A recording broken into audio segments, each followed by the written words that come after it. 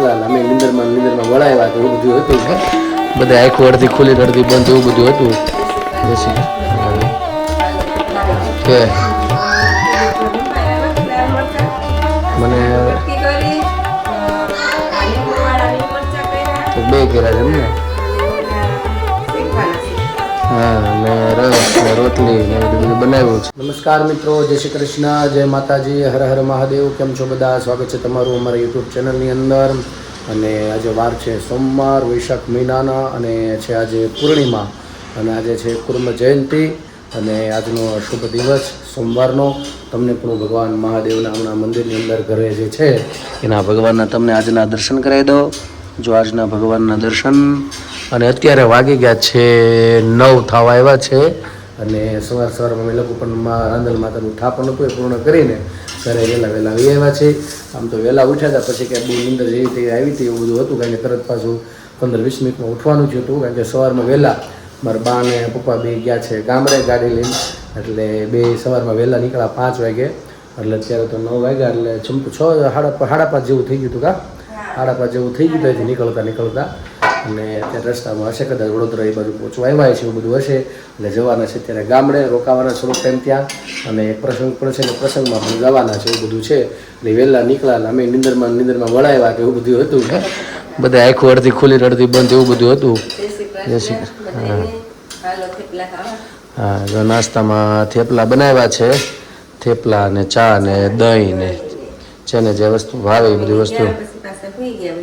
હા, પછી ઘડી ઉતા હું તો તું આવી બધી ખબર કે નીંદર આવી નહોતી કે જાવું તું ત્યાં 7 વાગે પહોંચવાનું હતું. હા, એટલે તરત 5:45 પાછું ઉઠી ગયો હતો તરત. એવું બધું હતું, કારણ કે બધી પૂજા કરવી હતી. એટલે 6:30 નાહી ધોઈને ફ્રી થઈને પૂજા કરી. 7 વાગે સીધો પાછું યજમાનની ઘેરે. એટલે એમાં આવીને એવું બધું છે. ને જો અત્યારે અમે 3 જણા ને આસ્થાબેન એટલા છીએ. હમણાં આસ્થાને હજી ખબર જ નથી ને, તો હાથમાં જ એટલે રોહે જ ખરા, કે રોહે ખરા. હા, એવું છે, સાચી વાત છે. પણ જોઈએ. હા, એટલે એ રોહે તો ખરા, ખબર પડશે એટલે રોહે જ હે ને. એવું બધું છે. બોલો ઉપર હેતુ વાહે કાલ નથી ફેરા કરતો. ભેગો બધે ફેર કરતો હતો. એને એમ કે ક્યાંક જાય છે બહાર. એવું છે, એને ખબર નથી, બધું ભરાઈ ગયું હતું. એટલે ઓલો ભાળી ગયો છે ઉપર હેતુ. હા, એટલે એને એમ કે એ જાય છે કે મારે કે રુદ્રાક્ષ ને ઉદાસ ને રમાડવા જવું છે. એને એમ કે ત્યાં જાય છે, એમ એવું બધું છે. એટલે એને ઘડી કાલ વાહે ફેરા કરતો હતો કે મને લેતા જાય એમ. એવું ને, એવું બધું છે. ઠીક છે, ચાલો ચાકો સલકાણો છે. ચાલો નીચેથી જવું પડે છે. ચાલો થેપલાના નાસ્તા પાણી કરવા. અમે નાસ્તા પાણી કરી લઈને મળીએ. આજ આખો દિવસ તો કામકાજમાં નાના મોટું તેવું બધું છે, બધા કામ પતાવવાના છે. અને તમે પણ અમારી સાથે જોડાયેલા રહેજો. ચાલો તો તમને હવે મળીએ પાછા થોડી વાર પછી. અમારા બેનનો બધા ઉઠી જાય એટલે ટાંકો છલકાનો અત્યારે મોટર બંધ કરવા જાય. અત્યારે વાગી ગયા છે 8:15. અને જો અત્યારે રસોઈમાં તૈયારી તો ચાલુ થઈ ગઈ છે બનવાની. અને રસોઈમાં તો રોટલી બનાવે છે, એટલે રસ લાગે છે. વાહ. અને મારી પ્રિય વસ્તુ હું ભાળી ગયો છું અહીંયા, લાલ મરચા. હા, એવું છે કે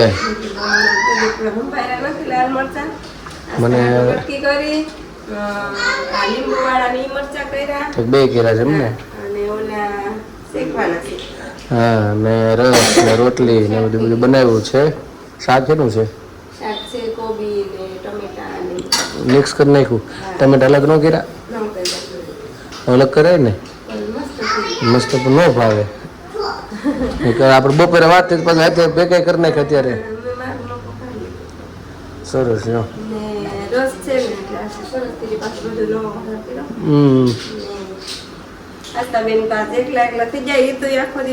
હા, એમાં એવું છે, સવારમાં વહેલા મેં કીધું 5 વાગે નીકળી ગયા છે. એટલે અત્યારે આગળ પૂગ્યા, ધીમે ધીમે હાકી ગયા. અને 5:30 અહીંયા પહોંચી ગયા. અને બેન અમારા એકલા છે, કોઈ છે નહીં. એટલે રમવા મેં પાછું ભાઈ ગયા બેનના અમારે આજ વળી હેતુ એના મોટા બાપુજીને ઘેરે બી ગયો એટલે એ આજ હા વાસ્તા એકલી પડી ગઈ. આગળ બપોર પછી આવ્યો અને પછી અમારે જો મારા બાને બહુ કાલે કીધું બા મારે રમકડા લેવા એટલે મારે આજ ફરજિયાત લઈ આવ્યો રમકડા.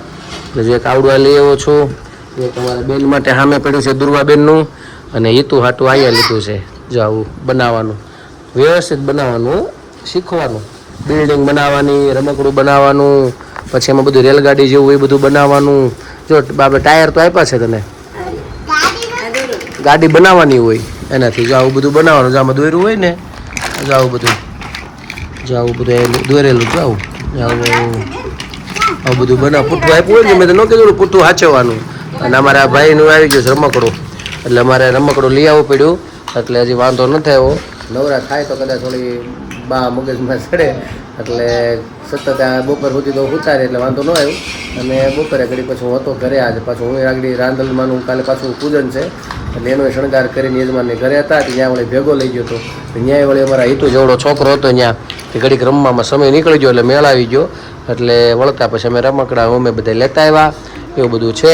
ઘરે આમ એકલા કંઈ સમય જતો નથી ખાલી લાગે કા હા એવું બધું છે. વિખાય એકલું ઘર હોય ને હવે ખાલી દેખાય ખાલી લાગે એવું બધું છે. બગડે નહીં હા હવે કે તોફાન કરતી નહીં હોય એટલે કે બગાડી નહીં જાજુ નવરા થઈ ગયા 8:30 તો જોકે થઈ ગયા છે એટલે જમાય વહેલું જાહે. ખુશીબેન નો ફોન એ 2 દીમાં આવી જાય. ખુશીબેન કાલે જાય છે ને હા કાલે જનોઈમાં કાલે હાંજી છે કાલે 14 કાલે 13 તારીખ 13-14 છે કા હા મારે જવાનું હતું પણ આખું પ્લાનિંગ થોડુંક ફેરફાર થયું. પાછું શું કહેવાય ઘરે કોઈ હતું નહીં એટલે મેં કીધું એકાદું જોઈ એટલે એવું બધું થાય એટલે નક્કી કર્યું. પછી મેં કેન્સલ કર્યું. બીજા હારવાર પાછું મારા બેનનું એડમિશન ને આન તેને બધું મેં કીધું નક્કી કર્યું. એ ફાઇનલ થઈ ગયું છે કઈ જગ્યાએ થયું છે એ પણ અમારા બેન આવશે એટલે તમને જ્યારે જાશું પાછા બેનને લઈને ત્યારે બતાડશું. બહુ સારી એવી છે અને હતા જ્યાં ભણતા હતા એની આજુબાજુમાં જ છે એટલે નજીક પાછા વી આવ્યા. પછી નક્કી કર્યું કે વડોદરા નથી લીધું અહીંયા નક્કી એવું બધું ફાઇનલ કરી નાખ્યું છે. એટલે બેનને ખાલી ફોનમાં પૂછી લીધું એની ઈચ્છા હતી જે કોર્સની અંદર ડિપ્લોમા કરવાની એમાં જ એડમિશન લેવાઈ ગયું છે. એટલે બેને એ બધી વાતચીત થઈ ગઈ ને અમારે જો આગળ બેનનો ફોન આવ્યો છો એટલે એને બધું કહી દીધું હે હા 14 ને 15 આવે ને હા એ આવશે ને પાછું મારે કદાચ ના નીકળવાનું થાય હા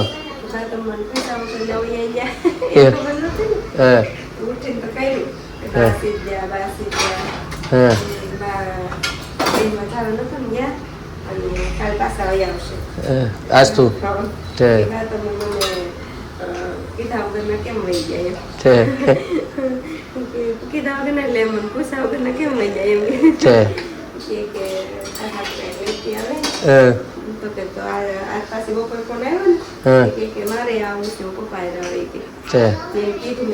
આવશે તો ખરે ટ્રાય તો કરી જજે ટ્રાય તો કરવી છે. લે વિદ્યા મેં કીધું છે વિદ્યા છે બધું સમજાવું મેં આપણે વિદ્યા ત્યાં જાઉં એ બોવડી આવી છે પછી ત્યાં તમે ધૂળથી ને બકરા ને ઘેટાથી બધું રમવાનું અને પછી આપણે ત્યાંથી જવાનું છે તારા નાની માની ઘરે. ત્યાંથી પછી આપણે જવું છે માધવી ફિયાન કરે બગસરા જવાનું અમની ફિયાન કરે એટલે બધું પછી મગજમાં ચડવા મળ્યું એટલે વળી આવે તો મેળ આવી જાય. હા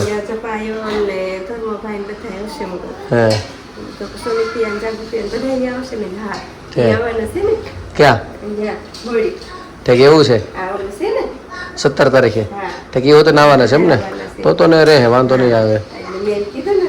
હા ખુશીને તો હું છે તો એકલી સો ન કરતી સીધી ત્યાં વ્યા સારો મેળાવે તો એને આનંદ આવે પણ પછી પણ એકલી પાછી પડી જાય ને તો એટલે જોઈ એ આવી જાય સારું પડે સમજાનું મળાઈ જાય એવું બધું થઈ જાય કાંઈ વાંધો નહીં. બમ તો ફરાય તો જ્યું છે ને ઘણું ખરું. અને હવે પાછું હવે હજી તો 1 મહિનો છે ને વેકેશન લગભગ 7મા મહિનામાં કહેતા હતા કે 7મા એન્ડમાં કે શરૂઆતમાં ખુલે એવું છે. હજી તો 5મું હાલે છે 6ઠું આખો હજી વેકેશન છે અમારા ખુશીબેનને એટલે હજુ તો આવશે એટલે બધું ઇંગ્લિશના ક્લાસ પાછા ચાલુ કરી દેવા છે.